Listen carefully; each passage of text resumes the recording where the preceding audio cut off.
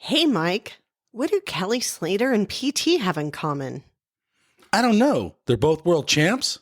Nope, they both own Endless Summer box set. Oh my God, rad. You guys, you can get it too. The link's in the show notes. Welcome back, everybody, to the QuiverCast.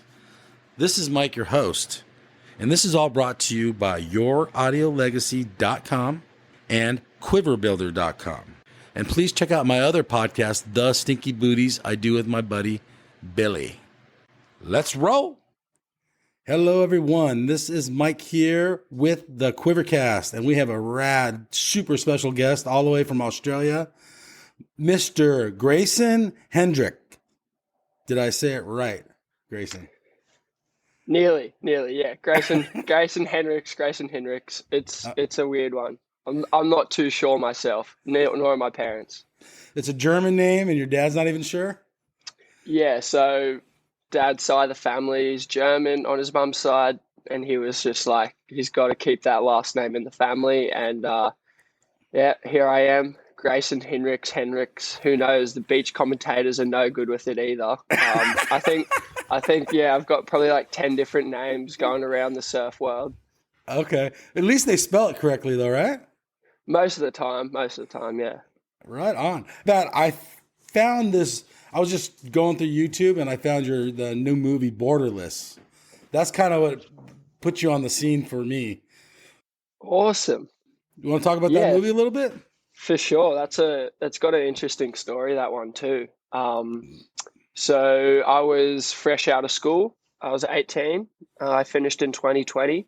And so all my mates and I, we were like, let's go to Sri Lanka. Like, we've got to do something cool because in Australia, we do something called schoolies, which is basically, I don't know what you have it in America, but it's basically a week where everyone just gets pissed, just drinks too much alcohol, takes a bunch of drugs, and just parties. But I wasn't that keen. It's a few $1,000s to do, and I was like, look, guys, like we could spend that money on like a surf trip. Like, surely we do that. Like we live in Bondi. Like we don't get good waves here. So anyway, COVID came around and that kind of put everything on ice when it came to traveling. So we were like, hey, Australia's pretty big. Let's just travel our own country. And it's something I think a lot of people overlook. But it definitely during COVID brought the spotlight back to Australia, as it was the only place we could travel. So June came around. We were planning June 1st. We were like, we're heading to the west coast of Australia. Had zero idea how long it was going to take. We were planning on 2 months, but that definitely didn't happen. So yeah, we didn't do much planning. We were just like, let's just go. We knew the end destination, which was like probably a solid, for like 8,000 kilometers away, more. Wow. I don't know in miles.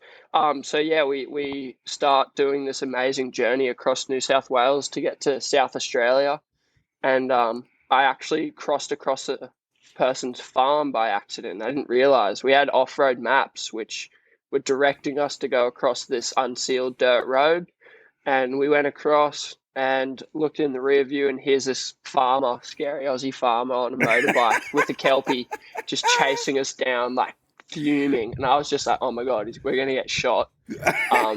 Lucky we don't have as many guns as you guys over there, because that could have ended a lot worse. But yeah, he gave us a very stern talking to and kind of realized that we're just some like kids, lost. And I think he might have felt a bit bad because he ended up directing us out of there. But it was like, the cops will be waiting for you in South Australia. So here's us just like second, third day of the trip, like, oh no, like we're going to get done by cops already. Like what? So we turn ourselves into the police station, and there we walk in and the cop, and we tell them what happens. And the cop's just like, man, I don't care. Like, so what? Like you accidentally went on a farmer's property. So what? Like you can complain, but nothing wrong. Just keep going, enjoy your trip. So, yep, there we were. We kept going. I actually got slammed with glandular fever the start of the trip. So I was like only really able to get like 4 hours of driving done a day. And I like my downstairs department was just absolutely killing me sitting on my Oh chair. no. It was terrible. It really was for a week. I couldn't control my body temperature either, and it was Oh. 0 degrees at night, so that wasn't the funnest thing. But yeah, so we made it. So really, South Australia starts halfway, like Okay. halfway across the south of the coastline when it gets amazing. I mean, there is north of the north. So Port Augusta is the most inland point of Australia, and that really divides South Australia into two.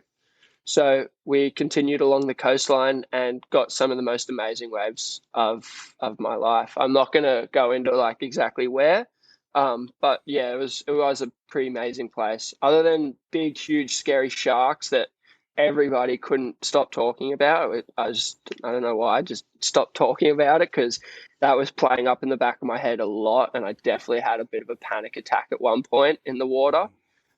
You're very alone.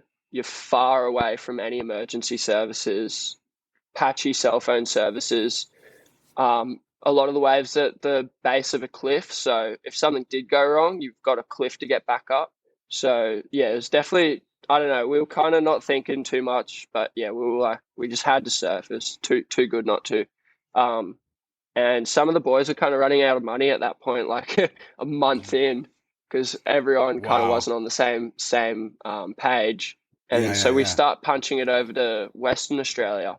And we actually got there way quicker than we thought. Like I was like looking at maps and not actually doing something like this before. It was really hard to gauge distance, and you kind of get mesmerized in just driving and driving. Like we could punch out 13-hour days, no problem, just music cranking.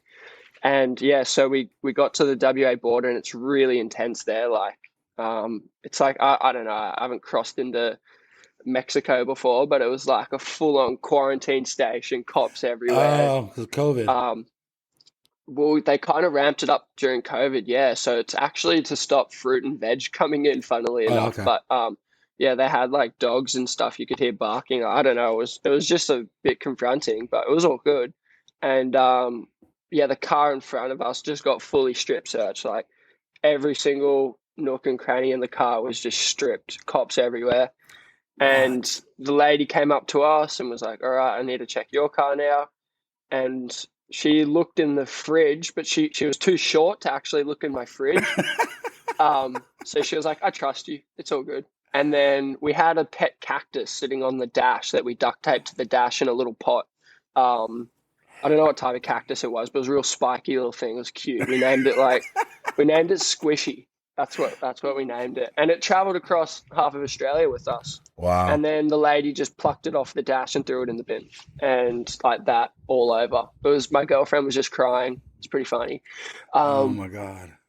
so yeah, that's kind of the first half of Borderless, and Western Australia was a whole new chapter.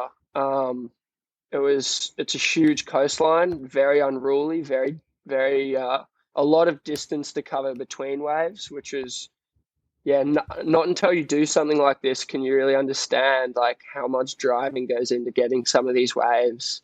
As West Coast especially, it's very very rogue and remote. But All right. I'm going to stop you right there. I got some questions. far away. All right. Um, on South Australia, as you guys were driving, how you said some of the days were long, but with the illness you have, were you guys surfing every day, or was there days between with no surf? So that June, July, August, the winter in South Australia Yep. is the wet season. So yeah, we definitely had periods where 3 days where you'd just be driving and all of a sudden the heavens open up, and it's like you can't go faster than 50 k's an hour because your car's swaying. There's tumbleweed going across the highway.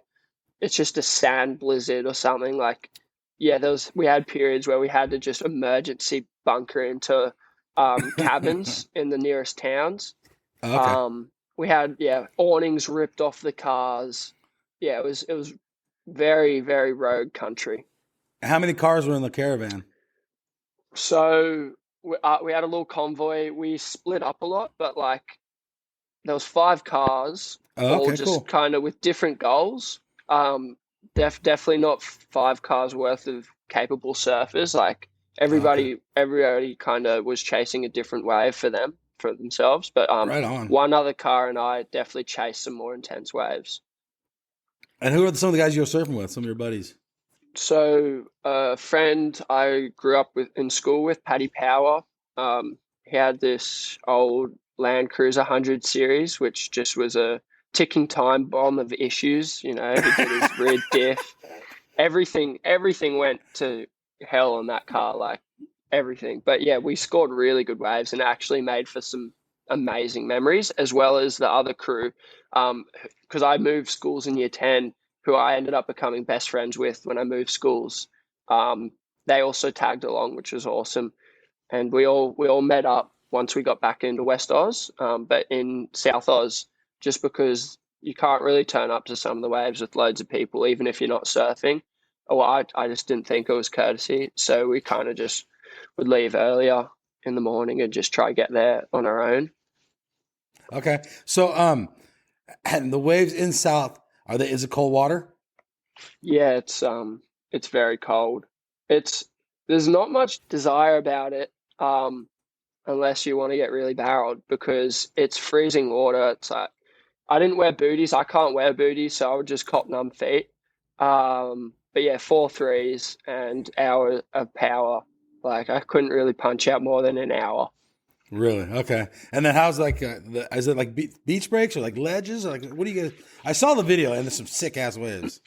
So there are plenty of beaches. We didn't surf them in South Oz much because we're kind of restricted on time, Yep. as well as being very foreign to the area.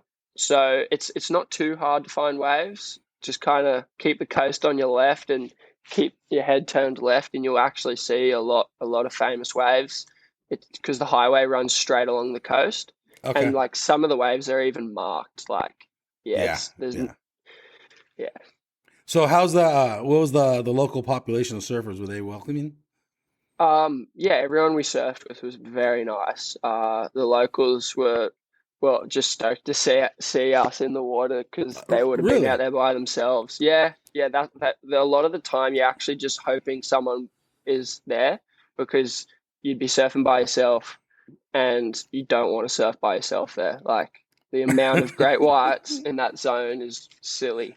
And my girlfriend set the car alarm off in one of the spots by accident, and one of the locals in the water is just like freaking out, telling everyone to paddle in. The shark alarm's going off, and I was like, "No, no, no, Oh. dude, it's all good." My girlfriend Oh. set the car alarm off, and he was like, his face changed, like he had a blanket of fear come over him. Oh my god. So what is it? I don't even know what a shark alarm is. What is that? Oh, so you guys don't have them over in the States. So in No. Australia, because we have so many, we have these big poles with a siren on the end and these buoys in the water. So Okay. when a tagged shark swims past the buoy, it goes ping and it sets the shark alarm off. Um, Okay. and they only really do it for whites because if you did it for bronze whalers and stuff, it'd just be constantly going off. But yeah, it's pretty crazy, like really crazy how many. Wow. Okay. How long was the trip completely done? All right, so the entire trip was done in 5.5 months, Oh but shoot. about 3 of them because we ran out of money, we were Yeah. working. So that's Okay. a interesting little story in itself. But yeah, that was fun on a vineyard, a grapevine place. So making wine. We Did you knock on their door and say you know you oh, hiring?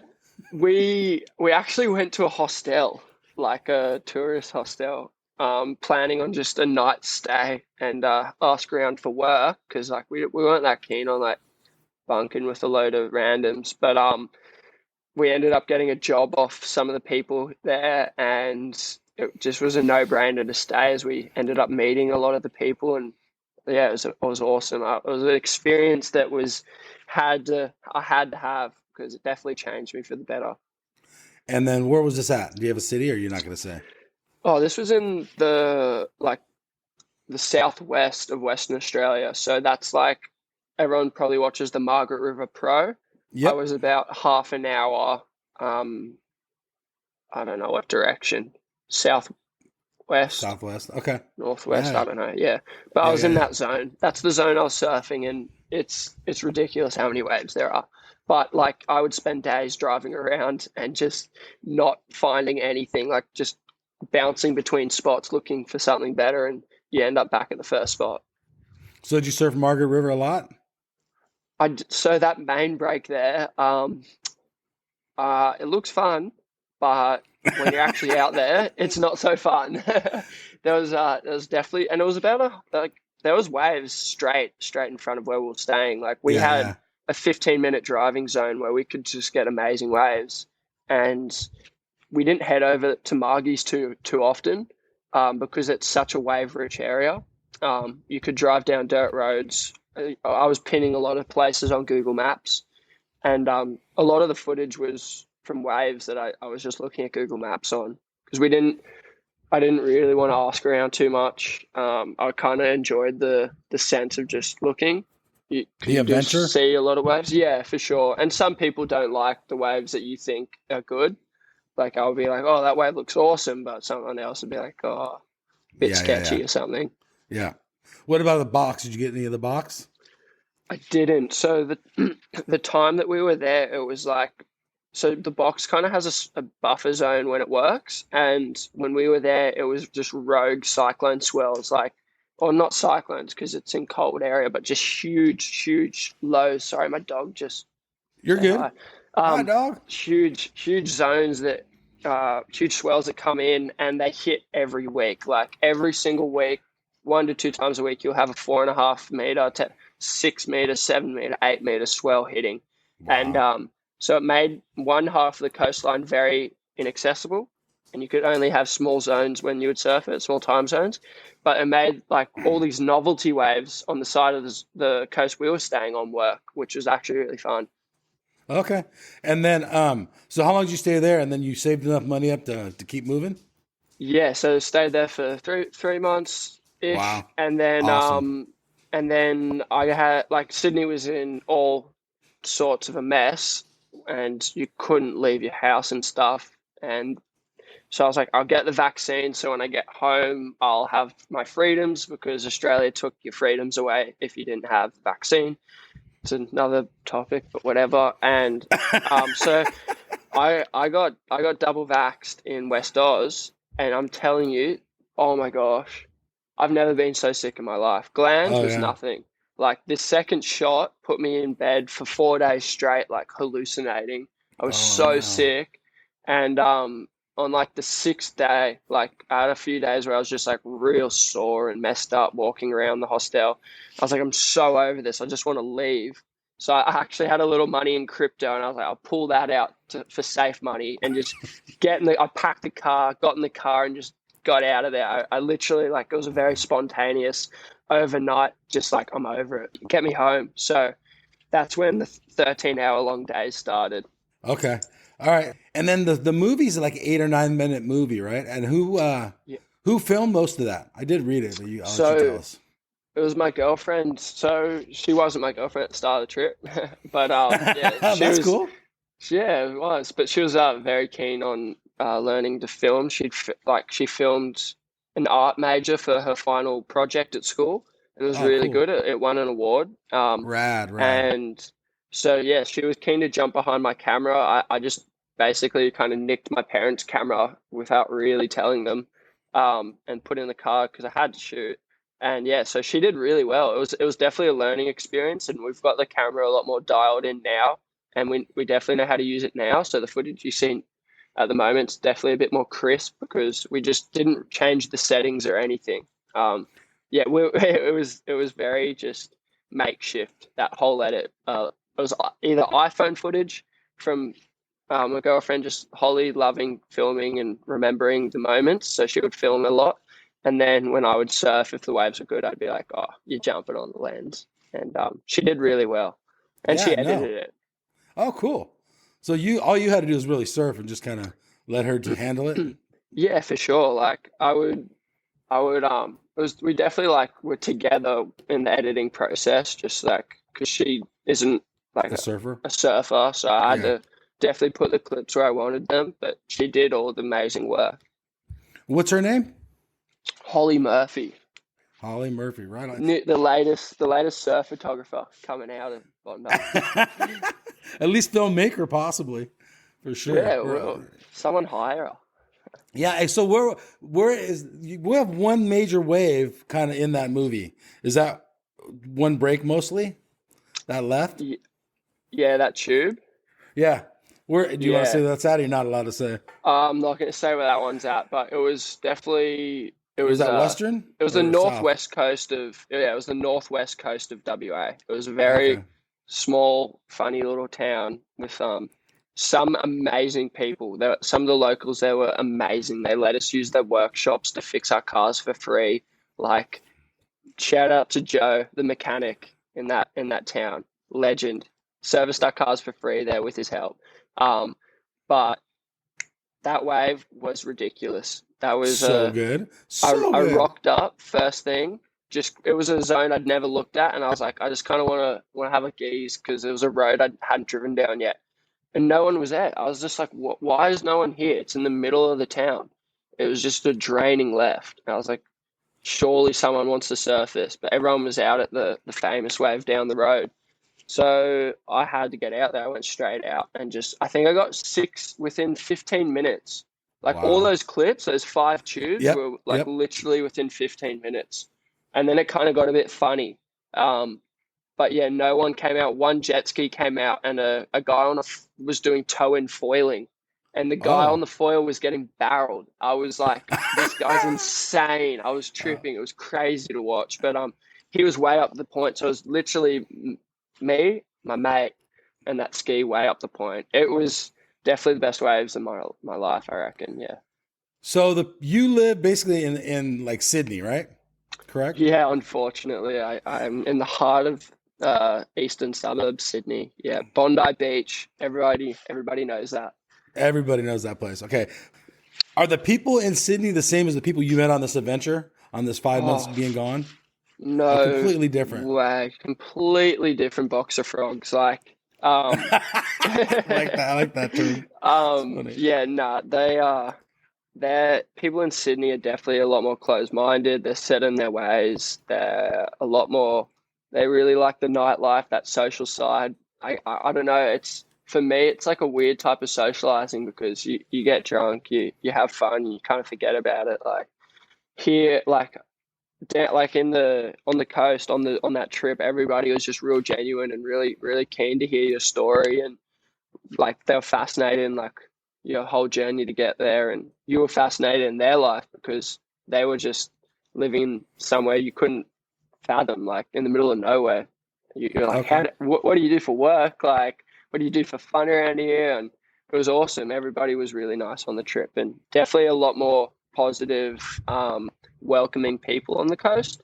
You definitely have those cagey people who are like, "Oh, get off my coastline!" Like, why Yeah. are you here? But it's like everybody has the right to jump in their car and drive wherever they want. It's a country, and I'm sorry if I offended anyone in the film. I know like you always have your haters, but I was a naive kid, didn't really know what was going on, so I love the edit myself, and yeah. What do you mean? Were people upset about the film? I mean, how could you be? You know, you have like no matter what you do, there'll always be What? one person out there who would just like have their opinion on something, and yeah, no, it was all good. Like I didn't take it to heart. It was something I was Really? like, oh yeah, like they're just it's a very Interesting. That's like super untouched interesting. coastline, and they really want to preserve it the best they can, which is fair enough. Yep, I get that. The world will catch up one day. But at the moment, I definitely believe like preserving it the best you can is the best thing to do because it will change over the years and it won't be what it used to be. But I think after COVID, it might settle down a bit.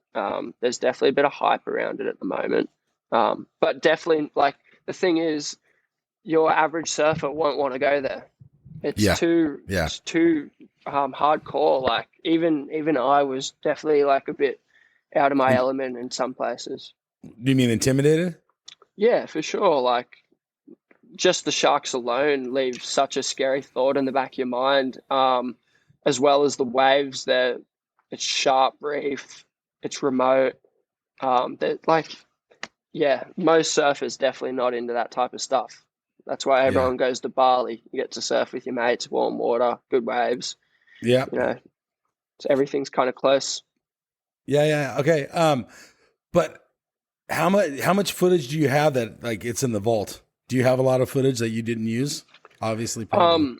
There was definitely footage that we just like forgot about. So like there was a lot of footage that I was like going through and I was like, oh, like I forgot that clip or that clip. But we honestly didn't film. Like I think every single surf we were banking clips. Like there wasn't really ones. There was maybe like one or two surfs where we shot and then the waves weren't good that we didn't get clips. So yeah, we got keeping clips every surf. So there's something like, but we didn't shoot every surf. That's the thing. We Yeah. shot about half of them. And yeah, between being sick or injured, like I split my hand open in the better part of the trip when we were in the Northwest. And so I was out of the water for 12 days with 12 stitches. Okay. And then so let's talk a little bit about you. How'd you start surfing? What got you into surfing? What got me into surfing? So I think I was 7. I would have been 6 when it happened though. Someone ran me over in the surf when I was snorkeling with my dad. Okay. And I just thought it was the coolest thing ever. Like I ducked under and their fins went over me and I was like, oh, that's just the coolest thing ever. I got to do it. So like, obviously from that day forward, I was just like, please, Dad, please, Mum and Dad, I want a surfboard, please, please, please. And they were like, oh, I don't know. I don't think you'll like it. I was really into fishing at the time. Like fishing was everything for me. And anyway, Christmas came around and I had a little 5-foot softie waiting for me. And I was just Sick. like, I was lost it. I was so frothing. I went straight down surfing, stood up like second wave or first wave or something. And ever since then, I was definitely very hooked on it.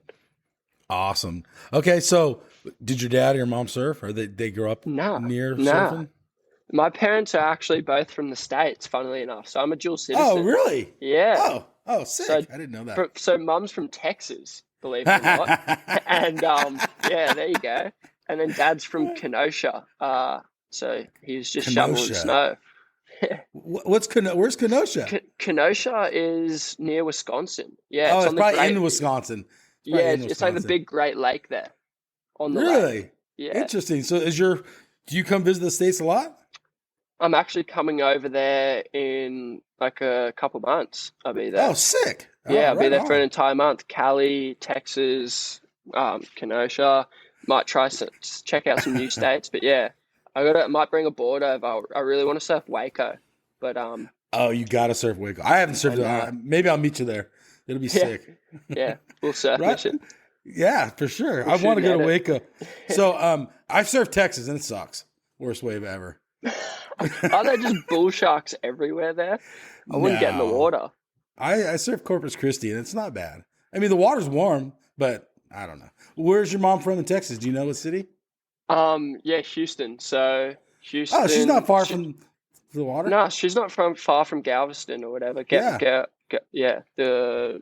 Gulf of Mexico. Yeah, Yep. I've been to the coast. I did a lot of fishing there. Caught a bunch of red drum, the spotted trout and whatever. And there was there was like 1 foot little wind waves there, but I was like, nah, I'd just rather fish. Right on. Okay, so I didn't know your parents are American. That's rad. Right on. That threw me for a loop right there. Okay, so your dad definitely from Wisconsin didn't know about surfing. So you just started frothing and then all of a sudden became part of your life and you split with, you're a hardcore fisherman too. Yeah. So Dad started when I started.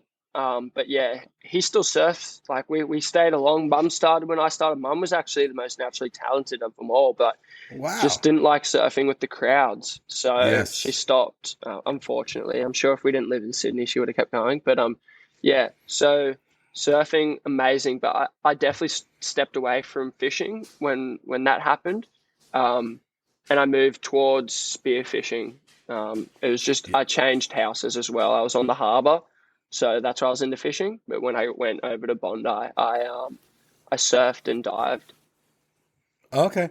So you're surfing, now you're getting older. And I saw one of your videos, like probably you're a little kid, you're Grom, like 14 or something. And you got that video talking about, competitive surfing. Yeah, yeah. Oh, you saw that on YouTube? Yeah. Yeah, it's all right. It's all right there. That was a Went down uni a rabbit hole. student's project. Yeah. But Oh, cool. yes, I was into competing. My dad was like, "Do you want to try it?" When I was 11, I was like, "Yeah," and I ended up winning my first event and winning a surfboard. I was just to the local board riders club, but Yeah, so cool. that definitely just fired me up, and I competed a lot. Like I definitely started getting some results, and when I was 14, I was 13 or 14 when I picked up Billabong. I still don't really know how that happened. I know a lot of people were a factor of helping me get that, which I'm very thankful for, because that was a boost of confidence, as well as lost surfboards. They huge Wow. amount of support from them, and definitely got me to where I am. But yeah, so I was into competing, and I think I was 15 when I won the national title for Australia, like the Australian national surfing titles for That's 16 and under. huge. That's Yeah, huge. so that was like my first major result. I'd won events before that, but like all just like rip curls or Vulcan comps, and so yeah, I was so stoked because you went to Worlds if you won that, and it was in very challenging waves, and I just kind of sat in from everyone and ended up getting better scores, and I was just like couldn't believe it. I was like, I'm going overseas. I'm going to be competing on the world stage. Like I was losing it. Um, and so the next year came around because it's like a year after, and I was 16 then, and so I was the top of the age bracket. And they don't let you know where the comp is till like 2-3 months out. So it's like pretty scary to book because it's like I don't know what's happening. Like when is it going to start? And they were like, all right, it's in California. So parents booked. We went over to Cali, and you stay with the team. Like it's a huge team event. I'm sure are you from Cali? Yeah, I'm Yeah. from Oceanside. Yeah, sick. So you see the huge ceremony that they did, the opening Yep. ceremonies. Yeah, it was amazing what they did. Yeah, yeah. It was I couldn't imagine that they were ever going to make it that big. So yeah, that event's very interesting. It's a lot of rounds of surfing, but if you lose in the main round at any point, all the way semis, preliminary finals, you drop into the repechage round. Yep. So there's Yep. like two events side by side going at the same time, and main event repechage round. And if you get into the finals of the repechage, I'm pretty sure top two go to the real finals in the main round. I luckily didn't have to go to repechage at all, so I surfed like 8-9 heats all up to get to the finals. And if you were in repos, you would have surfed like 13 heats plus. Yes. So Rough. I got to the final, and the Australian team had this amazing coach named Stomper from Western Australia, who had actually met the first time on when I went to Cali, and he just was a guru. He could plan your heats out for you, just like everything he said worked. So I listened to him, and yeah, all kind of fell into place. I got a couple scores. There was Jet Schilling. Oh, wait, no. Cade Matson was in the final, Levi Slauson, and Ryaru Ito from Japan.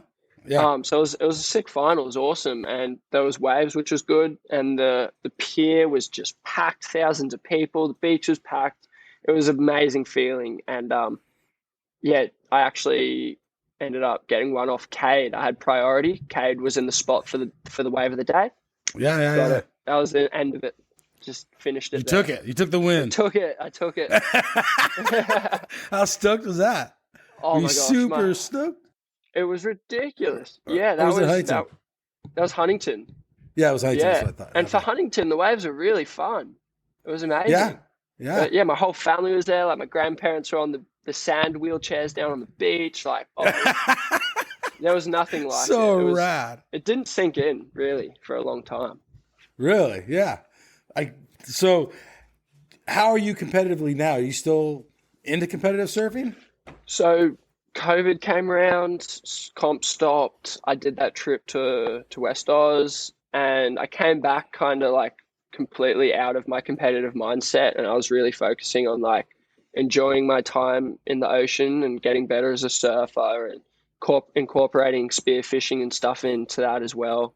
Um, and I love four-wheel driving and I love traveling, and so I did a few events coming back, but like honestly, the level of competition these days, it's beyond like ability. It's so much to do with mindset and being in the right spot. And the people who want it the most are definitely like, I don't know about training their mind, but they're really focusing in what they want. They know what they want.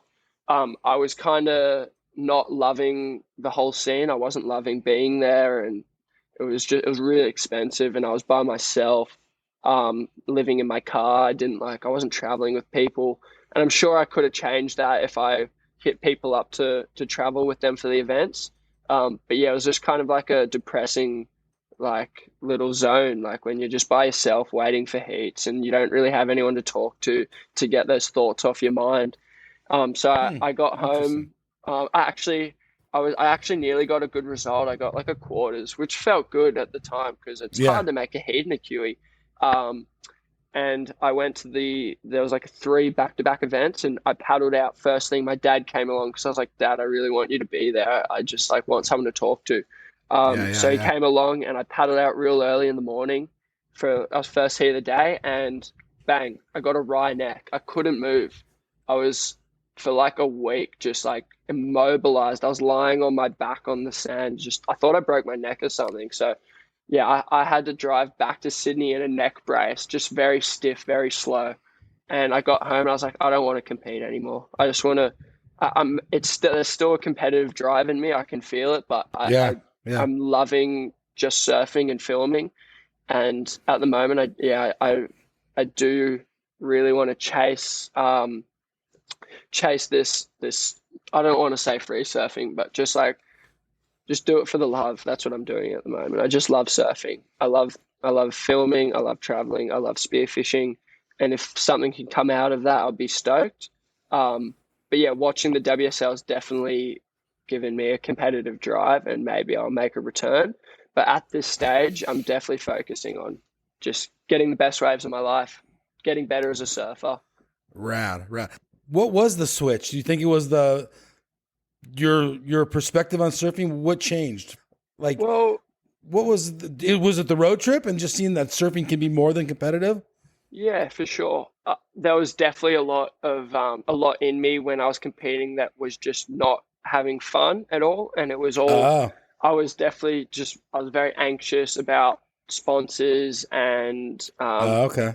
the right people to please type of thing. So I was end Mm. up surfing not really for myself, but to keep that status almost like because you have your Yeah. Yeah. Yeah. competitive friends, you have the industry there that you know, and you don't really want to feel alienated to that, which it's a terrible feeling. And I just, yeah, talking with people, you just kind of got to do what feels right, and that's what felt right. I was like, I just want to step away. I'm not on a contract anymore at the moment. When I was competing, so I didn't really have a drive to pursue that, as I was just like, I'm doing this for myself. I want to get better as a surfer.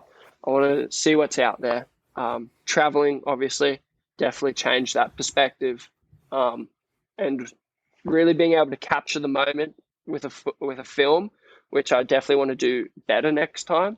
Because there was no planning in that last film. It was all just like we hadn't looked at the footage. We just came back at the end and just put it all together. So yeah, actually planning out a trip properly, filming it properly.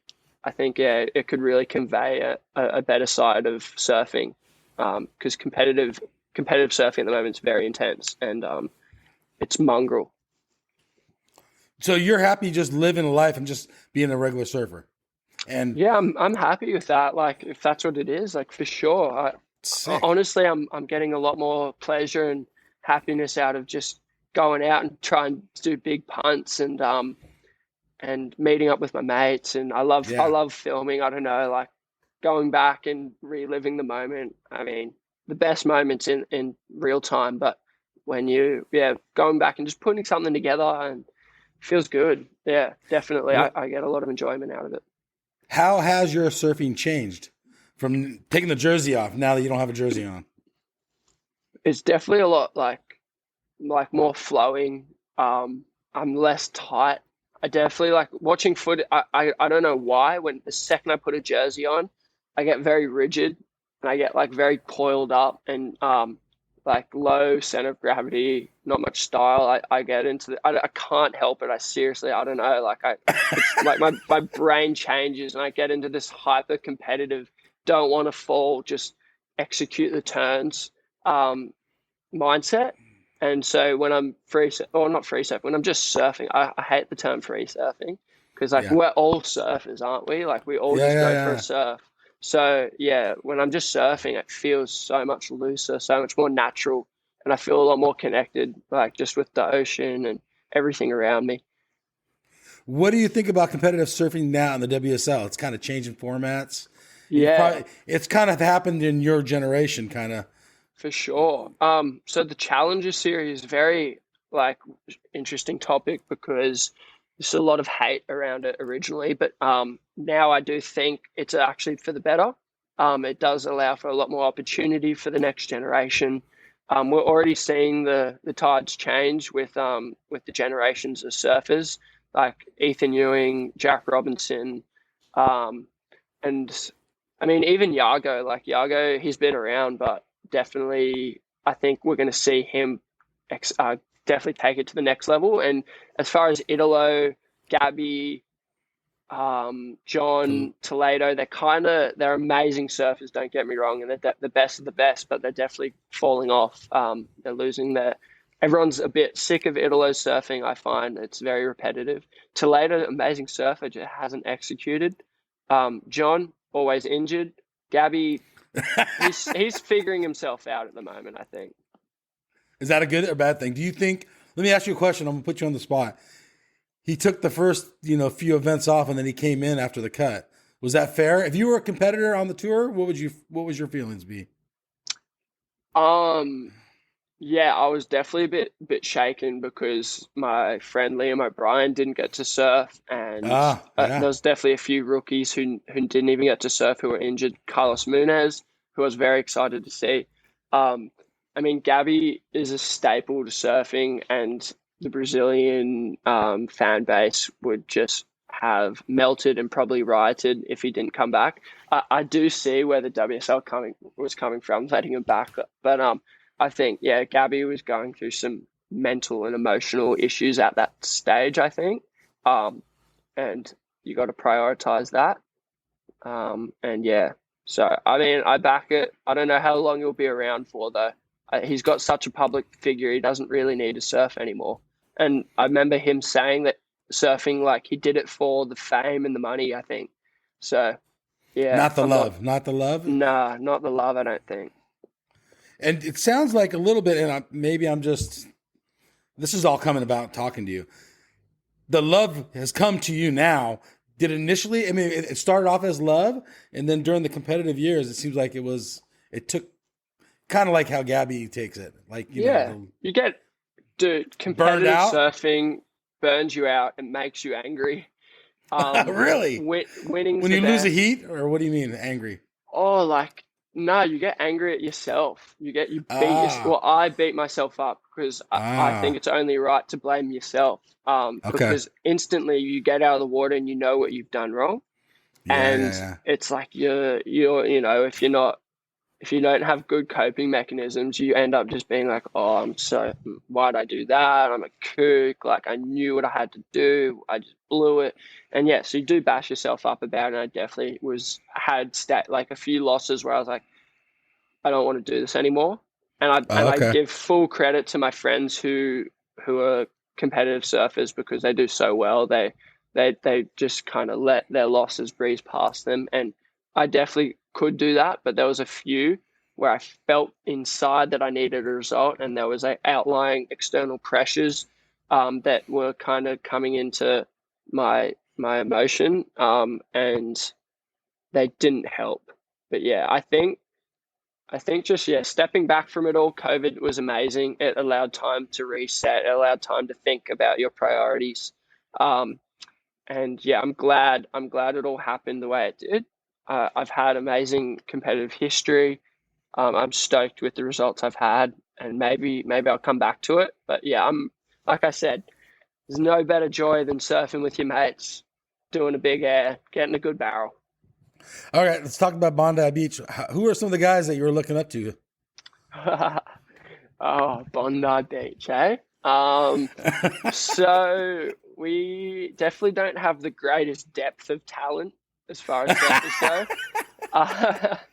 Uh, as of current, at the moment, the new generation it's amazing. We've got like 40 drums just like all wanting it, which is awesome. And there's definitely a few standouts that are taking to the competitive stage very easily, which is very impressive. I'm stoked to see.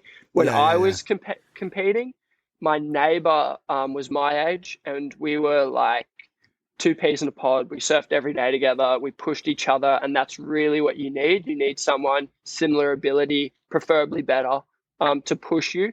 That whole younger era, and even if you can surf with someone better than you every surf, and you really watch them, you'll become a better surfer. So it was awesome growing up with someone who was a good surfer.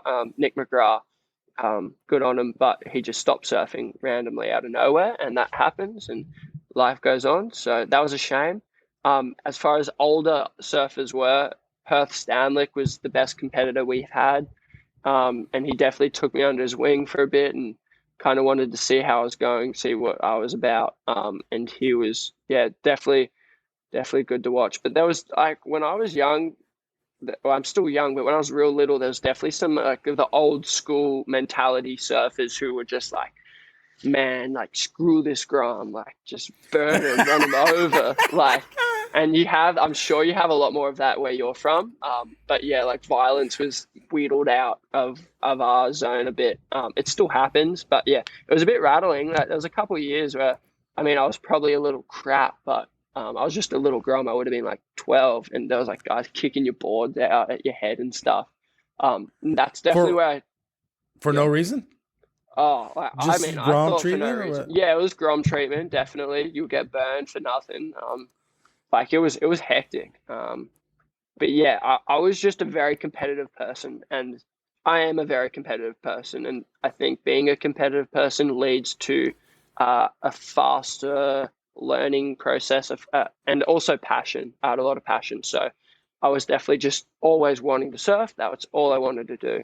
Um, but I think I pay a lot of credit to my diving because it allowed me to surf bigger waves. It calmed me down in the ocean. It made me feel very, very in tune with the ocean and comfortable. Yeah, you want to talk about diving a little bit? How's diving in your local area? Um, it's all right.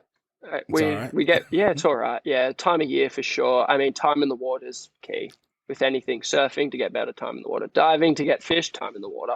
It is awesome, and breath hold. Learning to breathe properly is a key thing for anybody. If you spearfish or you're just a surfer, I think it pays a lot to do a breathing course because we don't all breathe properly, believe it or not. Yeah. How did you learn to breathe properly? And do you still do bad habits? Um, Spearfishing course. I mean, spearfishing club. They did Okay. a seminar one night and they taught us all how to breathe. It's diaphragm breathing, not like Yeah. upper chest breathing. So you breathe into Yeah. your stomach, and that allows for a full lung capacity.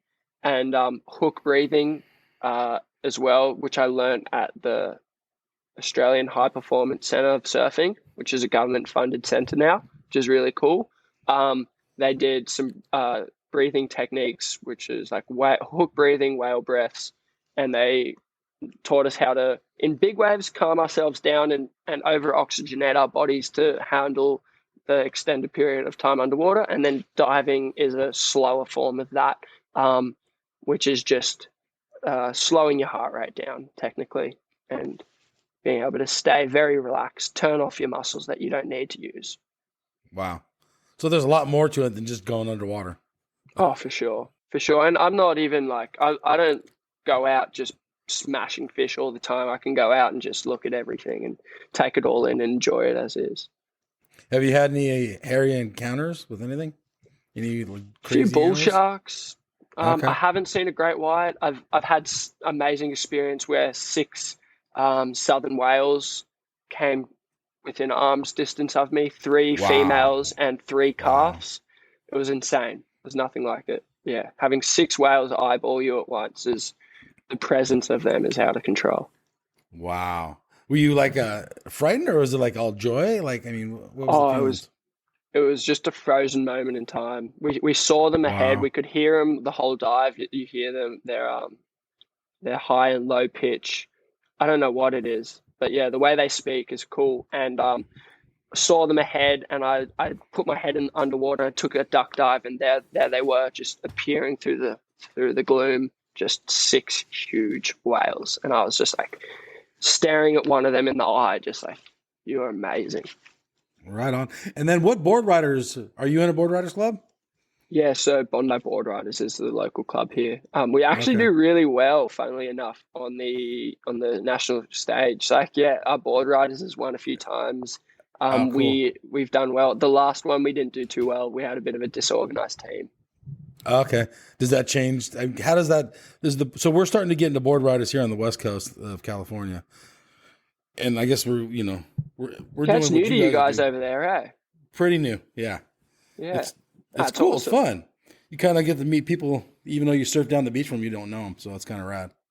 So Yeah, you for guys, sure. do you guys have like a clubhouse and stuff, or where do you guys hang out? Like, how does that work? Nah, so Bondi being Bondi, it's like just a very closed area, like we don't want to see any external fun. You can come to like that's what the council sees it as, I think. Just come to our beach, spend your money and leave. Uh huh. So we've got like a trailer, and they just park the trailer up with all the stuff, and then on the day of event they set up like 4 or 5 gazebos, and that's that. Yeah, it's awesome though, but at the moment it's a bit like, I don't know. I feel like when I was a Grom, it was a lot more fun. Oh, Um, okay. but yeah, it just depends who's doing them. Like, if you can get a good local crew who are Yeah. like the just really keen on just having fun, it's awesome. But if it's Okay. just kind of random, it's not that fun. Right on. Anything else about the board riders? Do you like it? Don't like it? Do you participate now?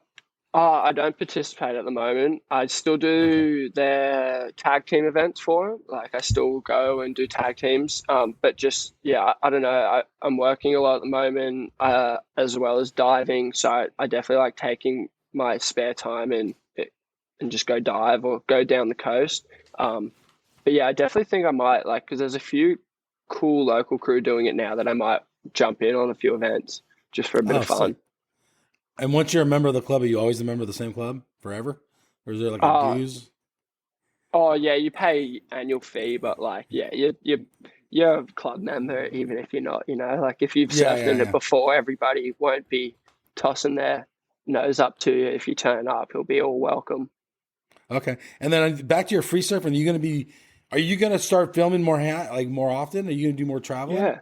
So I actually have a video that's it's getting cut right now. It should be Oh, done sick. really soon. I Right can't on. wait to release that. That's a more locally filmed edit. And there's some waves I haven't seen yet, and I'm really excited to see how it turns out. It'll be a lot more professional, um, just with a better camera. But Cool. yeah, yeah. But then we're heading back. We're heading on another surf trip, my girlfriend and I. So I'm Oh, really excited to see what we can get out of that. Because we're not going to have other people to worry about. It will just be us looking for okay. waves. That makes sense. Um, Exciting. and then, okay, so one more thing is, how old are you right now, I'm 19. Grayson? You're 19, you're Yeah. super young in my eyes, but okay. Some of the guys in your age bracket, the guys you competed against, you said the Levi Slausons and Cade Matsons, and they're kind of coming up on the QS now. How's the future look? What do you think? You Oh, surfing right next to these guys? yeah. Watching the future is amazing. Like, I think it's going to be really cool to see who keeps going and who doesn't. You definitely see it this age bracket, the like what I did. You have decisions to make. But yeah, watching Eli, I was watching him. He was surfing really good. I think Cade might have a bit of an injury. Jet really well. Jet did super well. I didn't see Levi. in the comps. I'm sure he was there, Okay. but I'm not watching every single heat. Yeah, yeah, yeah, yeah. But yeah, I still watch the events. I still jump on the QEs. I actually prefer watching the QS events. You just see a lot more emotion, and there's a lot more at stake when you really Uh-huh. think about it. Yeah, so for those surfers, they bring out their best, and it's awesome to see. But yeah, I enjoyed watching Jet out Snapper and Manly. Have you surfed against Jet? Yeah, Have you ever yeah, I surfed it? had Jet in the semis at the Okay. ISAs, and I beat Jet in the final at the Julian Wilson Invitational event. So Okay. I think he's yet to get me. Nah. That's actually pretty funny. Okay, so where's some of the places you've traveled besides, your whole country and Tahiti, California? Tahiti? Tahiti, Hawaii. Tahiti's amazing. If it wasn't so expensive, I would Yeah, try to go there yeah, yeah. all the time, but it's really expensive. Indonesia, I've been 4 times. It's amazing. I love going with my coach Blake Thornton. He shows me around, and we surf waves that aren't that crowded. And it's epic. And then Hawaii, How's obviously, Hawaii? it's amazing. It's the whole scene there is it's just like it's amazing. It's really cool. All the surfers are there. So many familiar faces. So many idols. Um, Obviously, it's really hard getting waves out pipe. So you have Rockies, which is awesome. You still get waves off the wall. Very fun. And yeah, at the Billabong house there, it's amazing. Like hanging with Micah Moniz and some of the other Billabong crew. It's really cool. Right on. Um, Are you still associated with Billabong? yeah, I am. I'm still riding flow for them. Yeah, Oh, hopefully I can sick. prove myself or something. Yeah, yeah, for sure. I mean, do you think that the free surfer is gone? Do you know, like in the '90s, the kind of a lot of the like No, Rostovich I and all think those it's bigger guys? than ever. You I think think so? Yeah. there's a lot of like the power of the internet. Like I don't know about your way, but over in Australia, like we've got a huge so everyone watches surf edits, don't they? Like Yeah, yeah, everyone yeah, has yeah. YouTube, everyone goes on YouTube, and it's a very fast, quick, easy, disposable um hit of dopamine, really, because you just you click the link and you enjoy that 5 minutes, 10 minutes, or whatever, and you tell your mates or whatever, and you move on and onto the next edit if that's what you're watching. Yep. And yeah, so the power of YouTube, power of the internet, Instagram, just having like a fan base. Like I don't know about a fan base, but like having people who enjoy watching your style of surfing. It's a market. There's markets everywhere, right? Like your brand is very powerful. And sponsors definitely know that. And there's like I was with my mate Erwin Bliss, and there's a lot of according to him, there's a lot of money in it. But I mean, that's not my main goal. I'm not here Yeah. to get contracts. Like, if it happens, it happens. I just want to put out some films that are meaningful to me and Yep. convey my life and what I like to Okay. do. And just share it with us, Yeah, basically. for sure. Like a lot of like I always get messages all the time of people just saying you've got chase it. Like you've got the talent, you're amazing. We love watching you surfing. We love watching your adventures. And I just enjoy doing them. So, and why not film it along the way? Like you get to remember it then, watch it So back. I was talking to some of the older guys, the guys in the magazines when we had surf magazines, and these guys are gonna magazines maybe be on someone's counter 20 years later, even coffee table at their Yeah, house or something. yeah, yeah. So they're always going to be there. With YouTube and Instagram, it's so easy come, easy go kind of thing It is. is It my is. take on it, which is Yeah, scary for sure. to the next And best thing. it is. It is. Until the next best thing, there's always a current rotation of just people trying to do it. I think if you're trying to be a surf tuber like that, it brings out a very unrealistic, unauthentic side of yourself because you have to be engaging to the audience. But if I don't know if you know Torrin Martin or those type of people, they Yep, yep, have a yep. very slow, just engaging way of it's just appreciation for his surroundings and his style and what he's doing and where he is. I got And rips. that's what I love. I just love. I've been watching so many surf edits, and it was something that I didn't watch 2 years ago. I didn't watch many surf edits. I would just go surf, and that was it. But now I do watch a lot of surfing, and it's really enjoyable for me. How so? Does it inspire you, or what does it Yeah, do for it's you? inspiring. It just makes me excited to want to do what they're doing. Like I just it makes me want to travel, makes me want to get on the road. It's awesome. But yeah, like you said with the magazines they're unfortunately dying, and I do see what you mean. They do sit on your table, and you can flick through them whenever. I mean, I still have a wall of surf photos cut out of Right? mags. Um, Yeah. but yeah, unfortunately, they are slowly dying, and kudos to Tracks for keeping it alive at the moment. Yeah, Yeah, for it's sure. awesome to see surfing in Yeah. print, but it's definitely not what it used to be. I loved when you get a surf clip and a beanie and a mag. Like what? That was so good. Yeah, no shit. Okay, and yeah, do you prefer to surf backside or front side? I know it's a random question, Oh, but oh. I mean, there's definitely those surfs where your backhand's just clicking and you're just going 12 o'clock every time, and it feels so good. yeah. And like if it's a right point, I'm frothing. But if it's a wedgie left ramp, I don't know, something about being in the air. Like I know there's a lot of debate about aerial surfing's not cool anymore or whatever. But like I don't know. Like, isn't it what you enjoy? It doesn't matter like what everyone else thinks. Like, dude, I'm Well, just going out and trying to have fun, man. well, that's Grayson's new life is doing what you enjoy. You surf how you want to Doing surf what I now. enjoy, exactly. Right on. And then, okay, so you started this interview off before when we pre-talked. You said you had to feed the animals. What kind of animals you have? I've got a big Groodle, so it's a golden retriever cross poodle. It's like it's got the longest legs. It's so big, and it's like a walking carpet. Like it's so dopey, and it couldn't hurt a fly if you want it. It just like stares at you and just like wants attention. It's beautiful. And I have a fat cat, like a really fat cat. Like this cat drags its belly along the ground. I don't know Oh, where. Like I don't so even funny. feed it much, but it just keeps getting fatter. It's heavy. Right on. Anything else? You have any final words, Grayson? Any final words?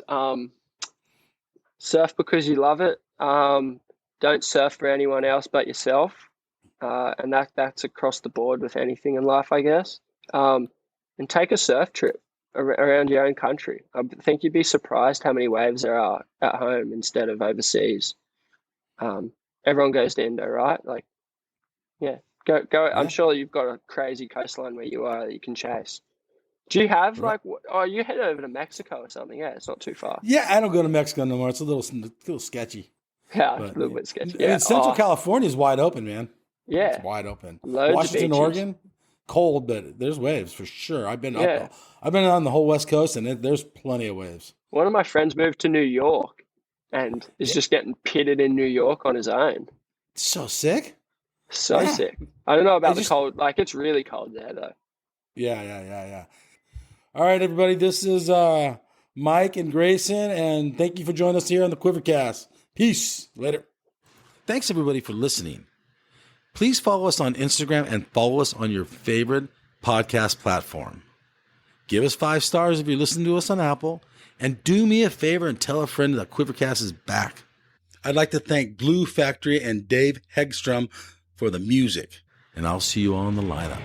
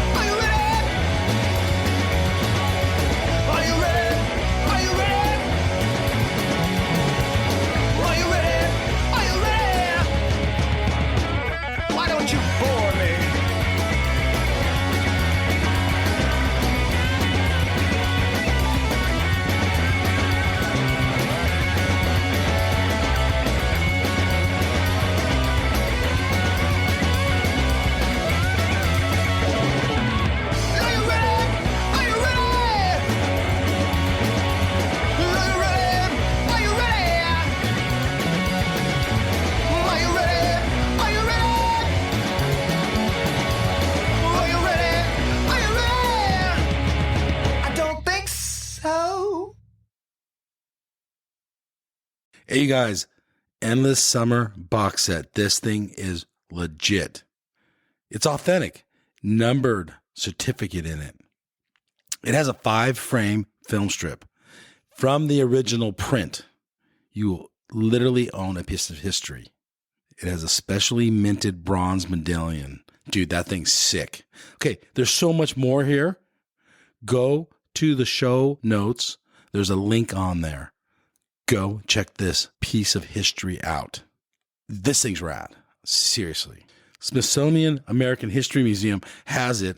It took 4 years of research with 3.5 in production, all hand assembled. This thing's rad. So much to this awesome box set. Remastered DVD, sharper images than the original film, but dude, this thing's so sick. Link in the show notes.